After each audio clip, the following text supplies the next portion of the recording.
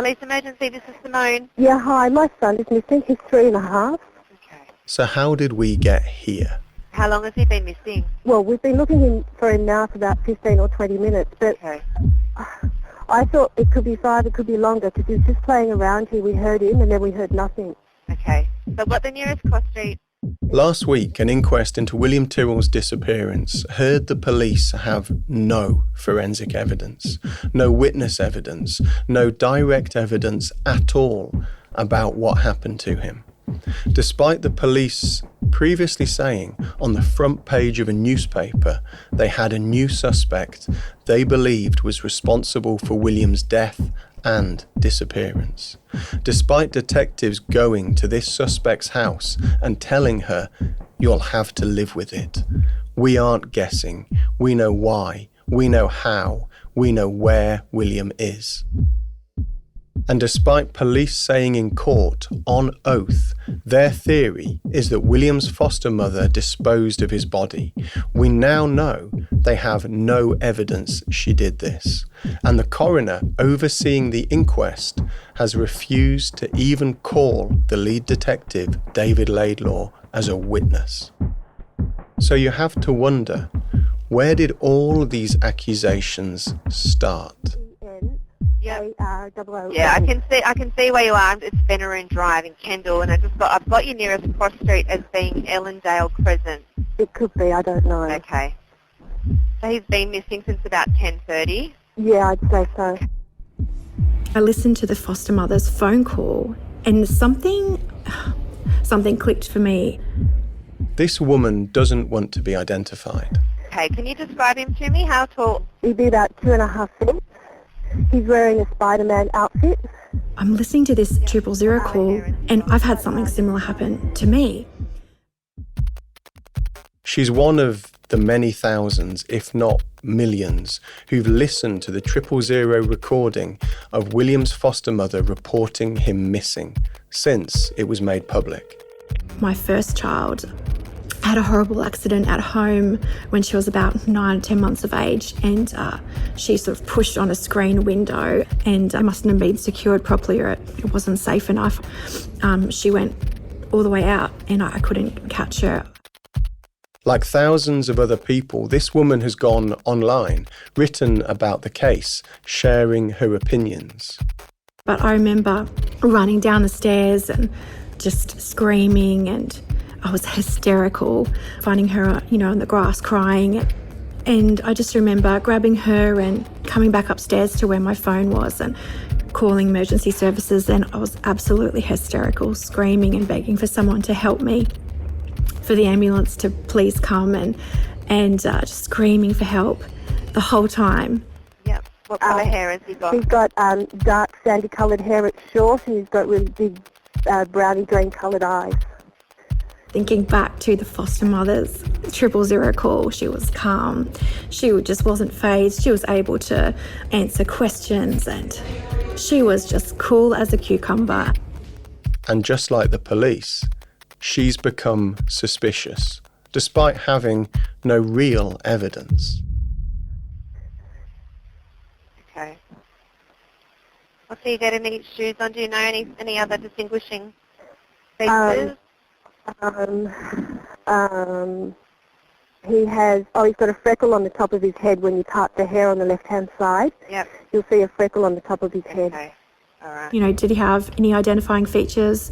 Oh, well, he had a freckle, and, was he wearing shoes? Yeah. You don't do that when you're in a crisis because you don't have that presence of mind. So is it fair to say that you started to suspect the foster mum because in that 000 call, her grief wasn't the same as your grief? Yeah. Today, 10 years on from that phone call reporting William missing, that's really all we do have. Suspicion. People pointing fingers, but no evidence. And you have to ask, why is that? Why, after 10 years of the most high-profile police investigation in the country, is there still no direct evidence of what happened to William? How was that allowed to happen? And is the person who's really responsible for William's disappearance, still walking around today? To find those answers, we're going back to the moment of this 000 call and the police investigation that followed. We're going to look at what was done, what was not done, what was missed, and how that planted suspicions, which grew, forcing their way into every part of the investigation, leading it in crazy, twisted, damaging directions, threatening to strangle it completely. Then I thought, I haven't heard him, I better go check on him and All right. find him. We'll send police to see you at Veneroon Drive in Kendall. We'll also get the message broadcasted to all the cars so people look out for him as well, Yes, okay? Thanks All very right. much. Bye-bye. Bye. I'm Dan Boggs, and this is Witness, William Tyrrell, Episode 6, Missing Evidence.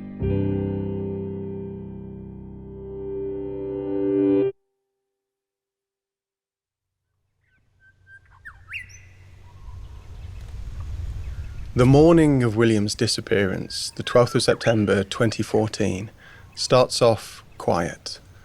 He's the first to wake up, then his foster father, his sister and his foster mother, who would later remember seeing 2 cars parked on the road outside the house, one white, one grey, despite saying in that 000 call she didn't see anything suspicious at the time. There wasn't anyone suspicious in the area, any vehicles? No. Later in the morning, when the kids have got up, had breakfast and are playing with their bikes outside the house, William's foster mother remembers seeing a 3rd car, a grey or green sedan, turn into the driveway of the next door house, reverse out and drive back down the road. She says the driver's in his 50s, maybe 60s, and it's odd, she thinks. Veneroon Drive, where the family are staying for the weekend, is a dead-end road outside a small town called Kendall, surrounded by forest and empty farmland. You just don't get that many cars, particularly ones where you don't recognise the driver. Later, another witness will also describe seeing a white car that morning, a Holden, being driven by a man on nearby roads. But that only comes to light years later, during the police investigation that will follow after William disappears.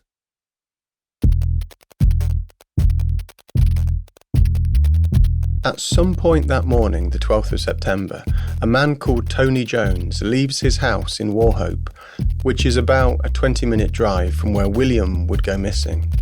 Tony tells his wife Debbie he's going scrapping, looking for scrap metal in the state forest, and that their son is going with him.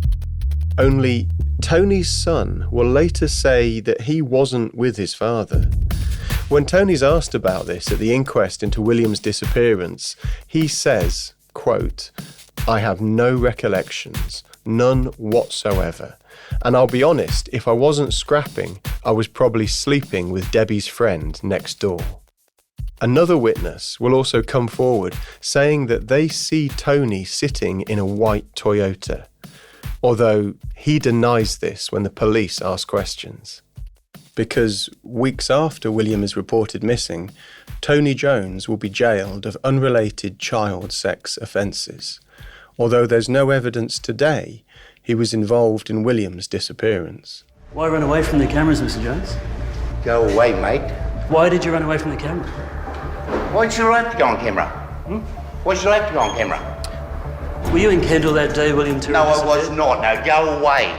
Mr. Jones, can you explain your car? Look, I answered your questions, mate. Go away!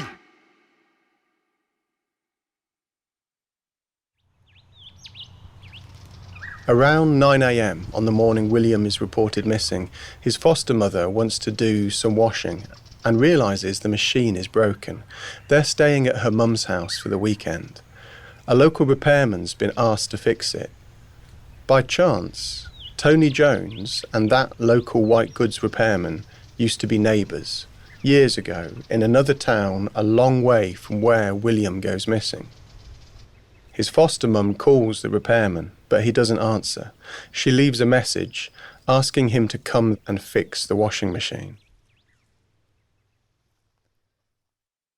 Another local tradesman, Jeff Owen, calls the home soon after to talk about some work that needs doing on the deck. Jeff is good mates with a man named Frank Abbott. Frank has previously been found not guilty of murder.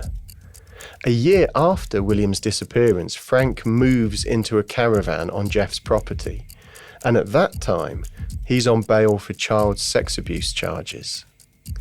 And by chance, Frank Abbott is also connected to Tony Jones. Frank's son-in-law is Tony's neighbour, and I promise you we'll get into all of that later in this series. But for now, we're getting closer to the moment on the 12th of September 2014 when William is reported missing. After which, different people will look again at those phone calls with different tradesmen and the cars seen that morning and start asking if they might be important, particularly after another local, a man called Ron Chapman, will tell police he saw a car driving fast through Kendal just a few minutes before William's foster mum makes her 000 call. At the time, I didn't know what make it was, but I believe it to be now Toyota Land Cruiser, an old model, a box type vehicle. Yep. Of an Asian colour. Yep. All right, then you and I might just take a walk. Ron says the car was screaming round the corner, driven by a woman in her late 20s or 30s, and he says she's plump, not very tall, with blonde hair tied in a bun on top of her head. Ron says he sees a boy in the back seat of the car, standing up with his hands on the window. The boy's about 3 or maybe 4, with light blondie browny hair, wearing a red and blue outfit, like the Spider-Man suit William is wearing this morning. Ron tells police he sees another car coming after. Okay, Ron. Now, you talked about a second vehicle. Yes. You did. This time, a blue Ford sedan, really, really accelerating. How long was it between the first vehicle and the second vehicle? It would have only been a couple of seconds, I should imagine, because I could see it was a man in the vehicle. Okay. I didn't get a clear enough look to be able to tell you what coloured hair he had or what he even looked like. Okay. You'd think the police would want to follow up on Ron's sighting. 2 cars, driving fast, away from Benaroon Drive, one driven by a man, the other by a woman, with a boy standing up on the back seat, matching William's description, even down to the red and blue suit William is wearing. But Ron's evidence, it kind of goes missing for a few years, partly because Ron himself doesn't go to the police, at least at first.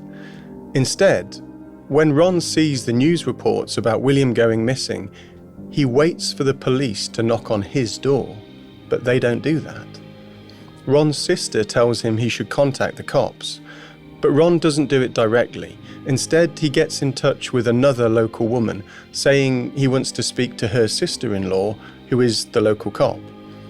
So a detective doesn't speak to Ron until March 2015, 6 months after William goes missing. And the police don't interview Ron until the August, another 5 months later. They don't record this until April 2017.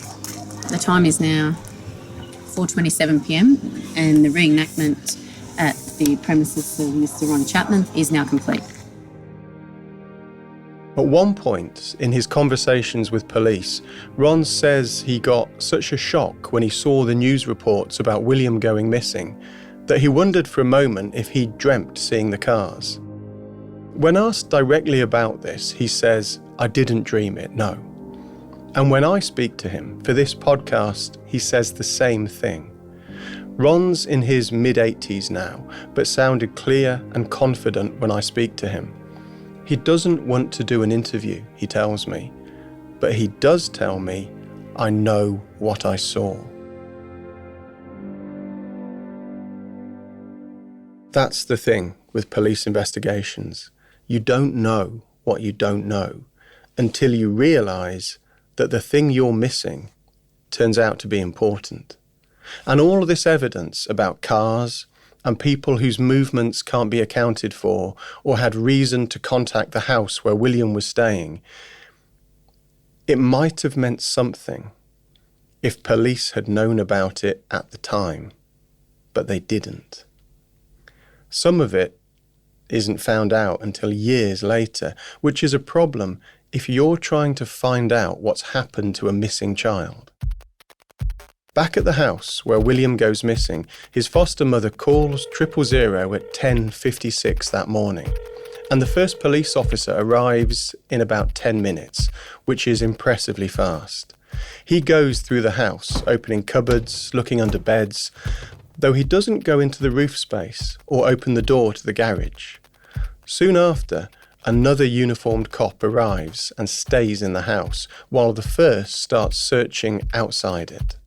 Looking in yards, the nearby forest, talking to neighbours, he thinks they need to check the drains as a priority in case William has somehow fallen into one.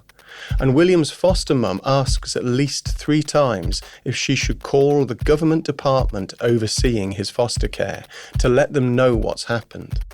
The police say no, not yet, let's see if we can find him. More cops arrive within minutes, including an inspector, who establishes a command post, starts keeping written logs of what's happening. He requests the State Emergency Service search all the water drains and that the police send a specially qualified search coordinator and a helicopter and the rescue squad, the trail bike unit, the mounted unit and the police media unit send out an alert, after which everything changes. I thought we'd find him. I honestly thought we'd find him. I thought he would have been found really quickly. News of William's disappearance spreads fast. I just heard from someone at school. Bringing in people. There was, massive social media posts about everyone. Volunteers in their hundreds. So then I went home and got my torch and dressed up and left my kids at home and went looking for him. The police bring in divers. My daughter, who was about 12 at the time, she said to me, Mum, I want to come. All these people descend on the dead-end road where William was reported missing. And I was like, OK, well, let's go. People start searching. Backyards, dams, the waterways. There were hundreds of cars there. There were hundreds of people. There seemed to be people going in different directions in different places with different groups. And to be honest, it was bedlam. People had come with motorbikes. People had come with all their own equipment. People camped down there. I recognised quite a few locals, but there's lots of people there that I didn't recognise. Everyone got told to just go for a walk, go look for him. People had come from a lot of different places. There was just people wandering around, walking through scrub. This is one of many line searches underway. Afternoon turned into evening. That first night, the searchers keep on looking by torchlight. Volunteers are exhausted after putting in such long days. Day after day, the search continues. The SES, the surf clubs, the fire brigade. The lifeguards, the fireys. All resources and means available are being used on the ground and in the air. William's foster father is among them, up at dawn the next morning and out walking through the bush. We did have the foster father come down and he kind of just sort of started sobbing. And I said, oh, it's all right. And he goes, no, I just want to thank you. And I said, oh, don't thank us. We're just here looking for the little boy. Until the days start to fall into a pattern. Sometimes it was hopeful. And then some afternoons you could see the exhaustion. But no one stops. Up to 50 people are working shoulder to shoulder to check every square metre close to the home. It was just total chaos.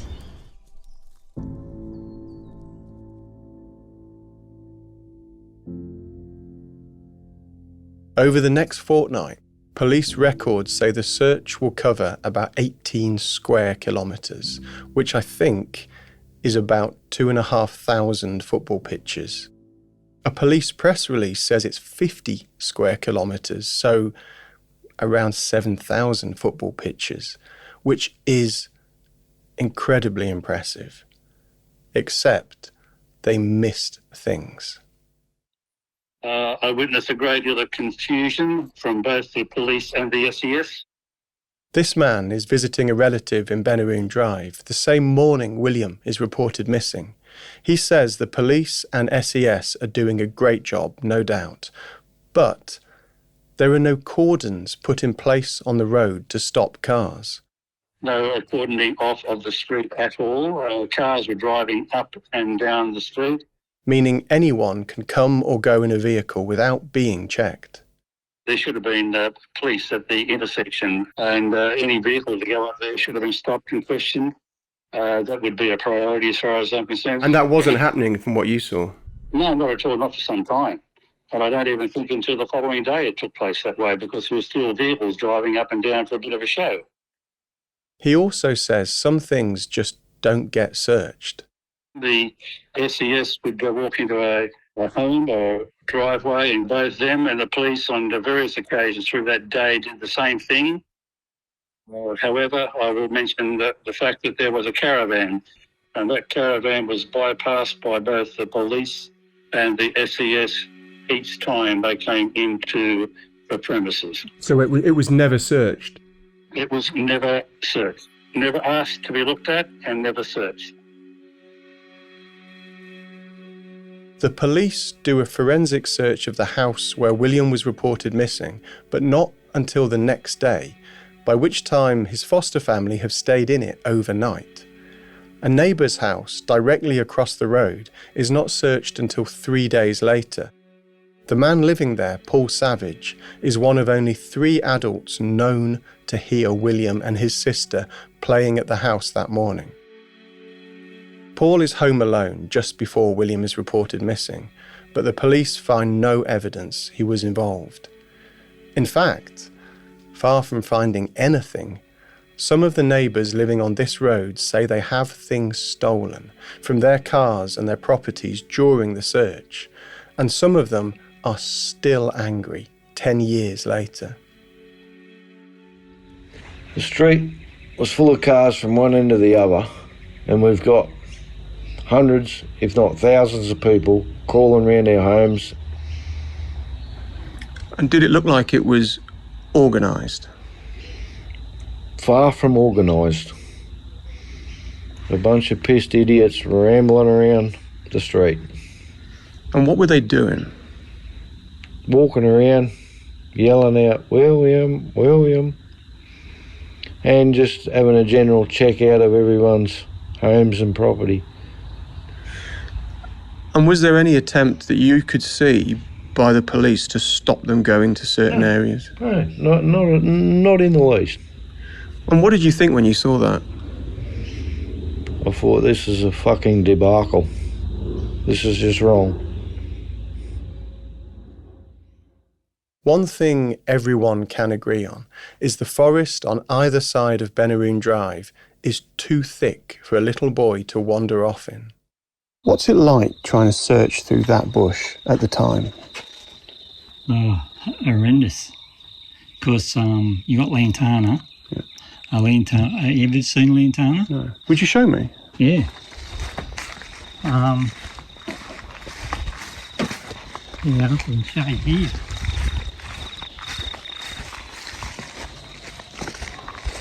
It's lantana. What, this sort of the thin, like a thin tree? Yeah, that's lantana. So what's the problem with lantana when you're trying to search? You can get shredded. Oh, really? Yeah, it's the stem itself. It got fine points on it. Yeah. Pins on it. Yeah.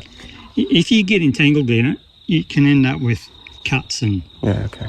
You can get shredded. I don't know who invented it, but it's lousy. And you're saying that we couldn't get through it with... I've got boots and you've got... No, I'll have to get my work boots on or my RFS boots to walk in there. I'm still not geared out for it. I don't think a 3-year-old boy would have got through the bush then. No. He would have panicked, I'd say. He'd be crying, of course, screaming. Yeah. But it is thick everywhere around here. The vast, weeks-long police search finds nothing. Worse than that, the search itself potentially destroys forensic evidence. Driving up, it was, I guess you kind of went, wow, look at all these people that are out looking, isn't that fantastic? But then upon reflection, you go, well, that's possibly destroying any evidence that might be around if something nefarious has happened. This woman also visits Benaroon Drive during the early days of the police search. So there were people all up and down Benaroon Drive. Like, I was amazed at how many people. And then when I got up to the house, just the amount of people, I couldn't believe it. That people all over the front lawn. There were people on horseback riding around on the bottom of the front lawn. So, even in that area where they say William might have run down to the lawn and met someone on the road or ended up on the road, like there were, I don't know how they'd be able to find anything. And when you say you don't think they would be able to find anything, you're talking about? How can you find something when you've got horses trampling over a front lawn and people walking all up and down the front lawn and on the curbside and out the front of the house? And it's not to criticise the police, because I guess at that time they felt they were looking for a missing boy, but there was zero control over the site that he went missing. This, then, is the first tragic mistake in the police investigation.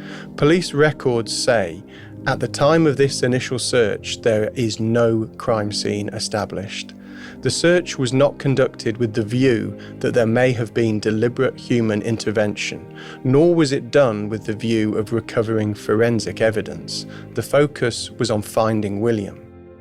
But once the search had failed to find William, without forensic evidence, the police are playing catch-up, not knowing what it is that they are missing, which is tragic because the opportunity was there to collect that evidence. Less than 4 hours after William's foster mother makes that 000 call, detectives arrive, whose job it is to investigate what happened. And like the searchers, they try their hearts out. The sheer scale of the investigation that will follow is stunning. William's birth and foster families are spoken to. Who knew what? Where were they? Those accounts are tested, evidence gathered. And at the same time, the police are spreading out. In the coming days and weeks and years, the police will speak to everyone who lives on Benaroon Drive, some more than once. In nearby Kendal, they will knock on doors, post appeals for information through letterboxes, and ultimately interview over 260 different people. The police will also canvass hotels, motels, and caravan parks within a 10-kilometre radius. A week after William is reported missing, they will stop every vehicle travelling along the road that leads to Benaroon Drive, recording details of the driver and passengers. The police will obtain CCTV from 12 local businesses, as well as 169 CCTV cameras from outside Kendal. They'll examine data from people's phones, from traffic cameras and mobile cell towers. They will receive thousands, literally thousands, of reports from people who will say they have seen William from right across the country. At one point, William's foster parents will be shown a photo of a man and a boy seen on a train, and oh my gosh, it looks like William. The police will track that man down, only to find the boy is his son. The police will also be inundated with information from people claiming to be clairvoyants who can speak to the dead, or saying information has come to them through dreams or visions, and it's easy to imagine even the most organised police force drowning in paperwork. And even with this huge flood of information, there are still things that are missing. There's no CCTV camera that records the cars going in or out of Benaroon Drive. And it's not until the day after William disappears that police check the CCTV from the Kendal Tennis Club, which films cars going in and out of Kendal. But that camera only shows vehicles from the side, not their registration plates, making it difficult to identify them. And while it covers the main road in and out of Kendal, there are several other roads where the cars aren't recorded. Very early on in the investigation, the local detectives start speaking to their counterparts in the specialised sex crime squad and homicide squad, both based in Sydney. Sex crimes detectives visit Kendal within days of William's disappearance. If their involvement so early on surprises you, that's a reflection of the fact that it is a really dark world sometimes, and the police have often seen firsthand what lives in those darker shadows. During their investigation, the police will identify people listed on the Child Protection Register on the mid-north coast of New South Wales, meaning those people who have been sentenced for child sex offences or the kidnap, manslaughter or murder of a child. The cops will concentrate their inquiries on those living within a 30-kilometre radius of where William was reported missing, identifying dozens and speaking to them all. Police records show there was nothing to suggest any of those people on the Child Protection Register had any knowledge or involvement in William's disappearance, but detectives keep a record of their names on what becomes known as the Persons of Interest list. It's basically a list of people who require investigation to rule them in or out.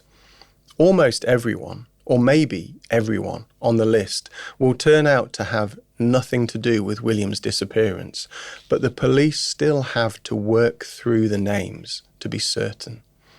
Once someone's identified as a person of interest, the police look for any information about them on the COP's central computer system, like details of criminal history, intelligence reports, whether they're on the Child Protection Register, and any known personal details. That's all written up in an information report and put on another police database called Eagle Eye. It's also put into the investigation's intelligence collection plan, and background checks on all of these people are carried out. For some, detectives will seek out law enforcement records from other states across Australia, telecommunication records, financial records, which are all analysed to see if the person of interest has any links to William Tyrrell, his family, or the place where William was reported missing. In time, a forensic psychologist will be brought in to consult with the detectives, the police looking at whether each of their persons of interest has the motive, opportunity and capability to do something to William. They then divide the list of people up into low, medium and high risk, with all the high-risk persons of interest targeted for further investigation, and individual briefs of evidence about them compiled, explaining why they came under suspicion, what investigations have been carried out, and any evidence both for and against them, all of which will later be sent to a coroner overseeing an inquest into what happened to William. What I'm saying is, it's a lot of work, a lot to manage. In time, the police will have over 1,000 persons of interest. 4 days after William's reported missing, the police announce a dedicated strike force will investigate what happened to him. It's made up of 3 officers from the homicide squad, 1 from the unsolved homicide team, 2 from sex crimes, 1 from the robbery squad, and 2 from the local police command. But there is some confusion, at least for me, looking in from the outside as a reporter covering William's disappearance at the time, over who's in charge. Sorry, Inspector, I didn't get your full name before. Superintendent Fionn. How do I spell Fionn? F-E-H-O-N. Terrific, thank you. This is the local area commander, Superintendent Paul Fionn, speaking at a press conference a year after William's reported missing. Look, the investigation has continued, and as has been said many times, there is a wealth of information and intelligence that has come through, and it has to be followed up. And at this point in time, we are no closer to saying where William is. Which is not the message the homicide squad want people to be given.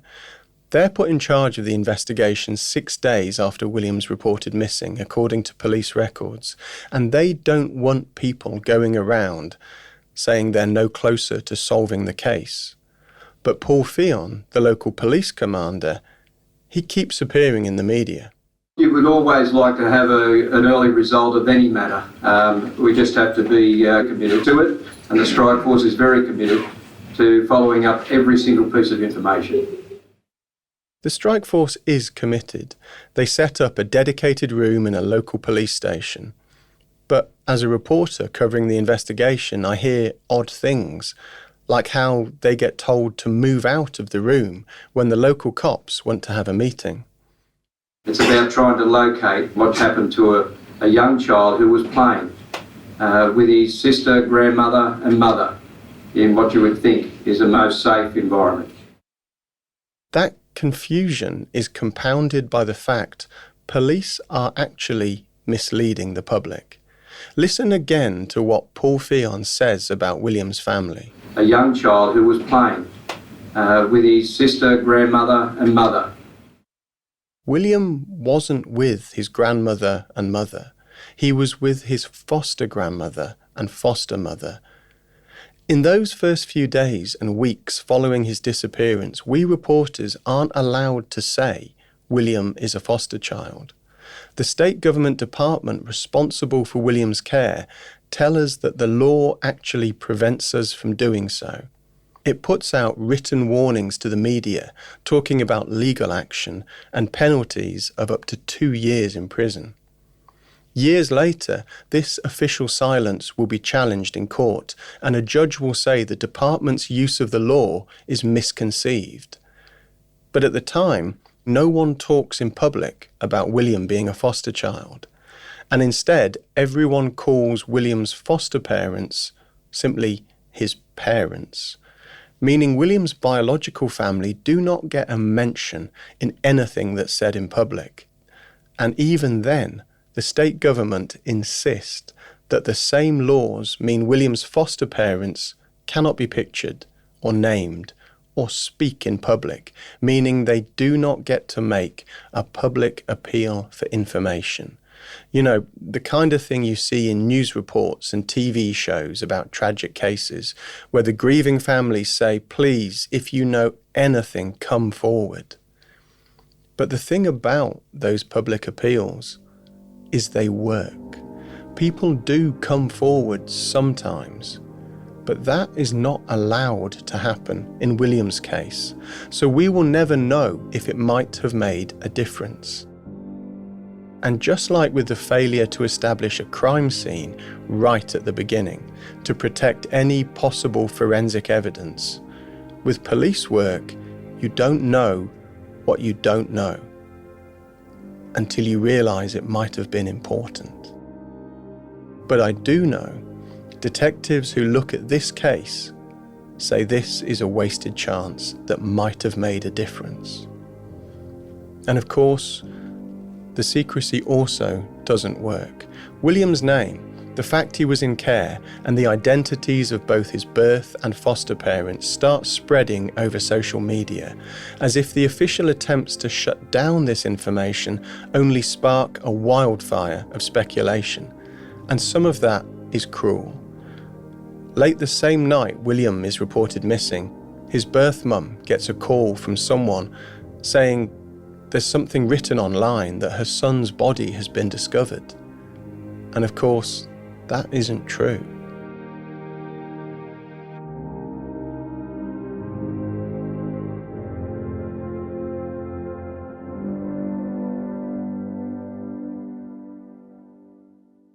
As a reporter covering the investigation into William's disappearance in the weeks and months and years that follow, one thing that strikes me is the sheer scale of the police operation and how hard it must be to keep track over all that information. The uncertainty about different cars continues. The foster mother remembers seeing 2 cars parked outside the house on the morning William went missing, a grey sedan and a white station wagon. A year later, the police will be unable to find those cars. Then there's the information that for the first time tonight is being made public by police. And will use the 9 Network's 60 Minutes programme to appeal for information. We've got the general description of the vehicles. One's a white station wagon, another is a older style greyish coloured sedan. That white Toyota Camry station wagon that was published in the news. This is Richard Brindle. He's a truck driver who says he was driving his B-double up in Queensland. That car, that bloke was parked on the side of the road, halfway between Marianvale and Gingin in central Queensland. Richard says the car driver was a bit weird. And he got out and he started waving to me. And I waved and he followed me. And he followed me and he followed me and I stopped. And I said, who are you? What's your problem? Anyway, he went around me, flopped his penis out, having a pee on the side of the road, waving at me. And I thought, this guy is a nutter. Richard says the station wagon has New South Wales plates. He drove away, and at home that night, he saw a sketch that looked exactly like the car on 60 Minutes. He also recognised the man he saw from news reports. There was on the news a description of the bloke and then a sketch of the bloke and all. I said, that's the guy in that white station wagon that's up there in central Queensland. That's that car. Richard says he called CrimeStoppers, which allows you to report information to police. So I rang CrimeStoppers to tell them all about it. Like I said, you want to, what they could have done, there's cameras, we know all the surveillance cameras. I said, go through the cameras. I got my logbooks. They got records of my run, and you could get this car's reg, and there's a start for you. Only Richard didn't hear back. Yeah, twice now I've rang them. And he was talking about a car the police had been on TV appealing for information about. Just my frustration, I thought, there's a boy's life's gone missing here. I've got kids of my own. I thought, I'm not after reward money or anything like that. Very serious stuff. It's a boy's life. And maybe all that shows you is how much information the police were receiving. And the car Richard saw, maybe it wasn't the white car in the police appeal. And maybe memory can be unreliable. Except there's Lois Barry. Because I had got in touch with the CrimeStoppers. Who says she saw a boy she swears was William with a group of other kids and 2 adults in Central Australia shortly after he went missing. As I was walking across, one of the little boys said, what's the matter, Will? And I looked across and here's William Tyrrell. Lois says she tried to report it at the local police station. The policeman came out and he didn't let me get to finish. And he said, look, I'm in a meeting. Don't worry about it. There's all sorts of funny things going on up here. Just go home and have a good night's sleep and don't worry about it anymore. And Lois says she called CrimeStoppers more than once, but never heard from a detective. Then all of a sudden I noticed this little boy. And then there's Matilda Polonetz, who was on a bus journey 2 days after William was reported missing. And I think I just noticed him more so because he had that Spider-Man outfit. That's what I really do remember. And saw a boy she later recognised from news reports as William. And of course the brown hair. And this was before you'd heard about William going missing? Yeah, I didn't even know. Matilda tried to report this to CrimeStoppers, but says the person on the line says she must have got it wrong. She asked me if he had blonde hair, and of course I said no. And then she just said, no, that's not the boy. It wasn't Tyrrell. So she asked you if the boy you saw had blonde hair, and That's you said definite. no? That's 100%, yes. She specifically said that, yes. Only William wasn't blonde. He had brown hair, like the boy on the bus. So if this conversation happened like Matilda remembers, CrimeStoppers got that wrong. And maybe something important wasn't passed to the detectives. Richard, Lois and Matilda, all saying they called CrimeStoppers and nothing. We asked CrimeStoppers about this. Their chief exec, Peter Price, said they can't respond to, quote, comments made by members of the public which can't be substantiated or proven in any shape or form, and these comments may end up being a matter of opinion. Which is fine, except we gave CrimeStoppers the names of the people making what he calls these comments, and I would have thought CrimeStoppers keeps records, so these comments could be substantiated or proven. Either way, we do know there were gaps in the police investigation, and no crime scene was established, so there was no forensic evidence, and some places never got searched, amid confusion over who was really running the investigation, which was also dealing with an avalanche of tips, leads and sightings, so some got missed or only followed up on years later. And if we know now, the police have got no evidence about what happened to William, all that makes you wonder what they might have missed right from the beginning. So this was within, I'm guessing, 2 weeks of William going missing. This woman was close enough to what was going on to know about the local white goods repairman we mentioned at the start of the episode, who was due to come and fix the washing machine in the house where William was reported missing. So I just thought I'd call CrimeStoppers. She says that she read something about how if William was abducted, it was likely to be someone who had a reason to be at the property.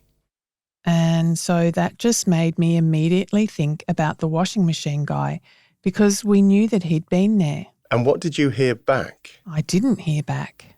Ever? No. And what did you think about that? I've never called CrimeStoppers before, so I wasn't sure whether they would ring me back or whether they would just take the information and pass it on to the police.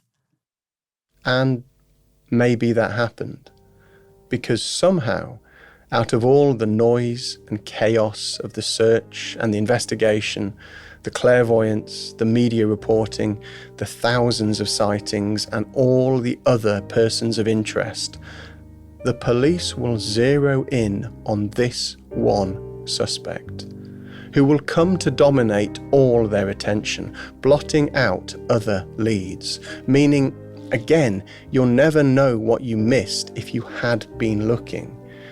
And the police pursuit of this one suspect will ultimately lead to what a court will describe as the worst case of malicious prosecution in the state's history. But right now, 1 week after William was reported missing, as his foster parents load up their car, including the empty car seat, for the long drive home to Sydney, this washing machine repairman has no idea what is about to hit him, how he will become front page news. He'll be assaulted, forced to move, have a new neighbour tell him she doesn't want him to be outside while her children are playing, how he will be arrested, accused of child sex offences, have details of those charges shared with journalists outside the court by police. And only years later, when he has lost his business and his reputation, been separated from the children who were living with him, only then, when it's too late for all those things, will this man be found not guilty. And even today, 10 years into the police investigation into William's disappearance, there is no evidence that he or Tony Jones or Jeff Owen were on Benaroon Drive that morning. But there are people who wrongly remember only the bad headlines and ask, who was that guy? The one from the TV reports? What happened to him? Maybe let's start at the beginning. Could you introduce yourselves? I'm Bill Spedding. Yes. That's next time on Witness William Tyrrell. If you know anything about William's disappearance, please contact CrimeStoppers. There's a number in the show notes for this series. But if there's anything you want to tell us, you can email witness@news.com.au, or I'm on social media, and it can be completely confidential. A lot of different people have been involved in making this series. Among them, the executive producer is Nina Young. The sound design was by Tiffany Dimmack. The producers have been Emily Pidgeon, Nicholas Adams-Jasbar, Phoebe Zakowski-Wallace and Tabby Wilson. Research by Aidan Patrick, original music by Rory O'Connor. Our lawyer is Stephen Coombs. The editor at news.com.au is Kerry Warren. Voice acting in this episode by Beck Day and Bridget Bush. I'm Dan Box.